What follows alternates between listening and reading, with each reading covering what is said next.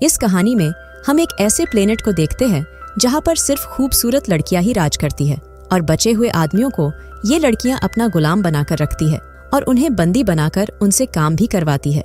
लेकिन एक दिन अर्थ से 2 साइंटिस्ट इस प्लेनेट पर आ जाते हैं क्योंकि अर्थ की लड़कियां प्रेग्नेंट नहीं हो रही थी।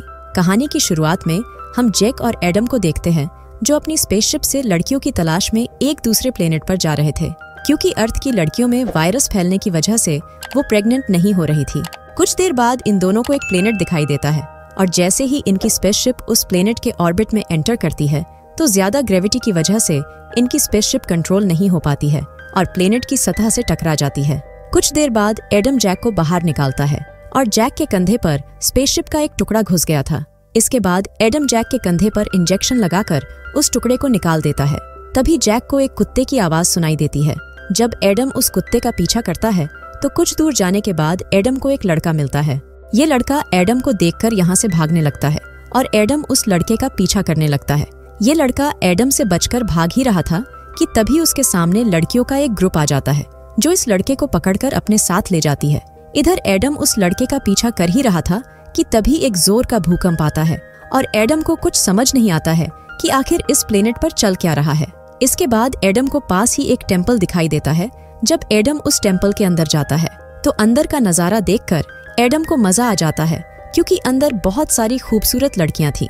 इसके बाद हम नमीरा नाम की रानी को देखते हैं जो यहाँ पर राज करती है। यहाँ पर हम टेक्सन को भी देखते हैं जिसके अलग सिपाही है और टेक्सन नमीरा को जरा भी पसंद नहीं करती थी क्योंकि टेक्सन को इस प्लेनेट की रानी बनना था। नमीरा के आने के बाद ये सभी नाग देवी की प्रार्थना करते हैं और ये उस लड़के को लेकर आते हैं जिसे कुछ देर पहले टेक्सन की सिपाहियों ने बंदी बनाया था ताकि नाग देवी के लिए इस लड़के का बलिदान दे सके। तभी नमीरा की एक सिपाही उस लड़के को पहचान लेती है और बोलती है कि ये मेरा भाई है। इसके बाद ये सिपाही टेक्सन के सिपाहियों को मारकर अपने भाई से दूर हटाती है, लेकिन तभी नाग देवी टेक्सन के एक सिपाही को खा जाती है। इस चीज से टेक्सन को बहुत गुस्सा आता है और ये उस सिपाही को नाग देवी के गड्ढे में फेंकने का बोलती है।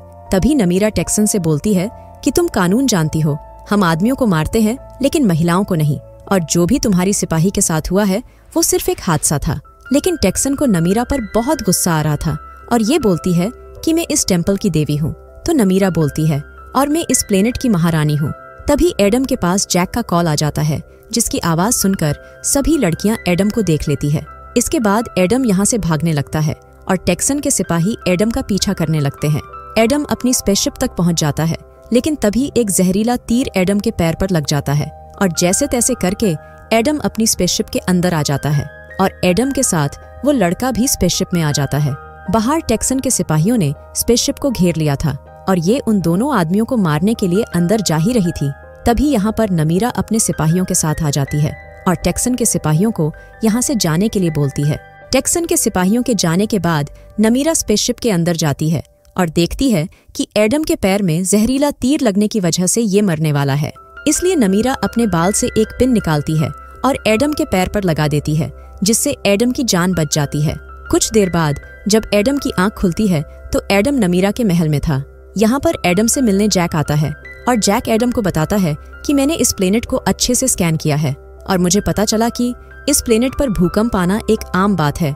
इससे बड़ा खतरा ये है कि ये प्लेनेट बड़े टेक्टोनिक परिवर्तनों से गुजर रहा है और कुछ ही दिनों में ये प्लेनेट पूरी तरह से तबाह हो जाएगा। इसके बाद एक सिपाही एडम को पूछताछ के लिए रानी नमीरा के पास लेकर जाती है।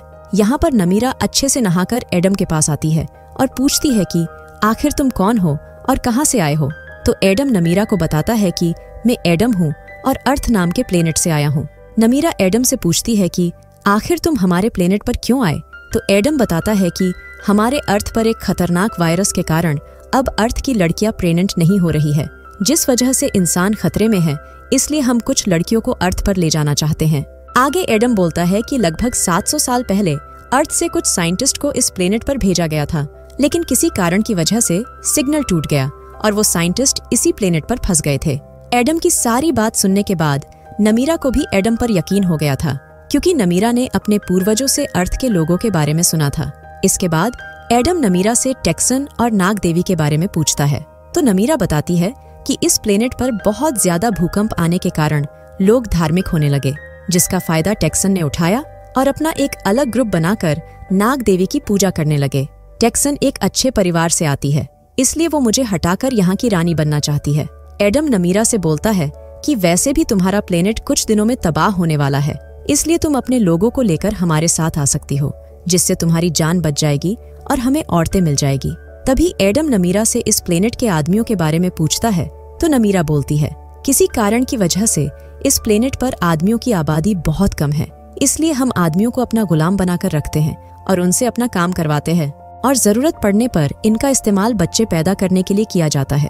नमीरा की बात सुनकर एडम को बहुत गुस्सा आता है और बोलता है कि तुम्हारा दिमाग घुटनों में है, लेकिन नमीरा एडम को एक जोर का थप्पड़ पेल देती है।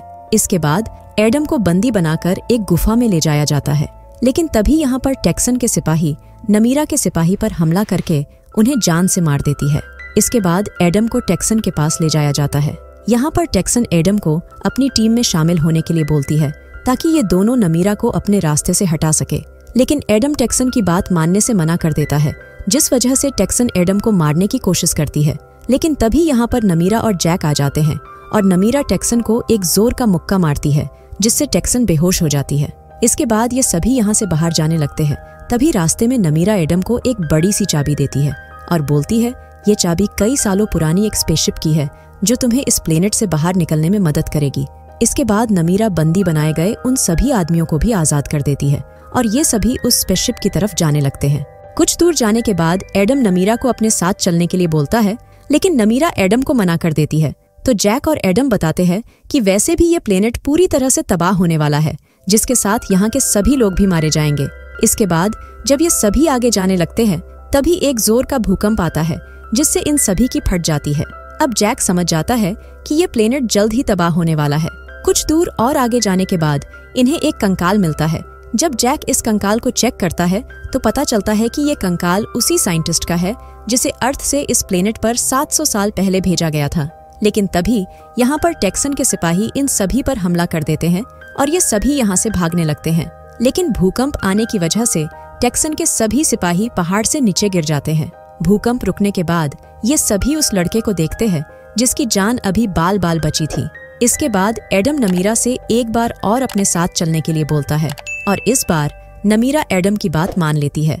इसके बाद ये सभी उस स्पेसशिप तक आ जाते हैं और उसके अंदर चले जाते हैं। इधर टेक्सन भी अपने सिपाहियों के साथ अंदर आ जाती है।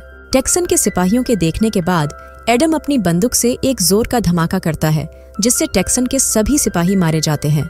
इधर टेक्सन नमीरा तक पहुंच जाती है और यहाँ पर इन दोनों की एक मजेदार फाइट होती है। टेक्सन नमीरा को मारने की पूरी कोशिश करती है, लेकिन नमीरा टेक्सन को एक जोर की लात मारती है, जिससे टेक्सन को जोर का झटका लगता है और टेक्सन भी मारी जाती है। इसके बाद ये सभी स्पेसशिप लेकर यहाँ से निकल जाते हैं।